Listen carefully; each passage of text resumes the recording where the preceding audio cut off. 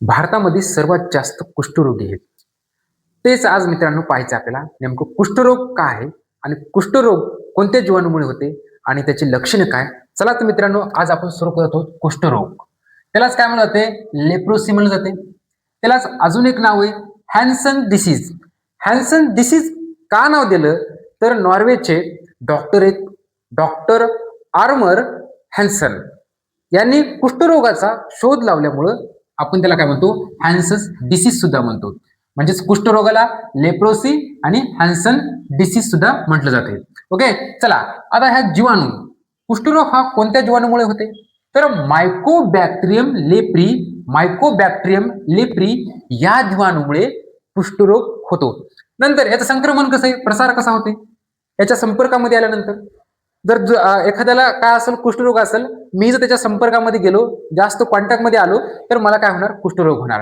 म्हणजे संपर्क वाढला तर काय होणार, कुष्ठरोग होणार. रक्तामार्फत सुद्धा होतो, द्रव बिंदू मार्फत सुद्धा होतो, म्हणजे ड्रॉपलेट बोलल्यानंतर जे उडतात त्याच्या मार्फत सुद्धा काय होत असतो, कुष्ठरोग होतो.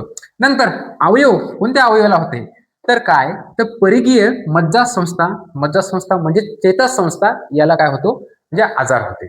नंतर लक्षण काय त्याचे बघा, लक्षण काय तर त्वचेवर काय येणं, चट्टे येणं, नंतर त्वचा कोरडी पडणं, त्वचा संवेदनाहीन होणं, संवेदनात नसणं, त्वचेवर छोट्या गाठी येणं. बघा कसला भयानक रोग आहे तर. आणि शेवटच्या टप्प्यामध्ये आला तर आपल्या हातापायाची बोटे जे आहेत ते पूर्णपणे काय जातात, झडून जातात, कमी कमी होतात. म्हणजे अशा प्रकारचे खूप भयानक हा रोग आहे.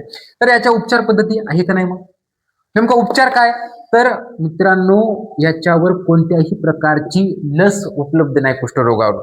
आणि कुष्ठरोगावर एक उपचार पद्धती आहे, त्या उपचार पद्धतीला काय म्हणतात ते MDT.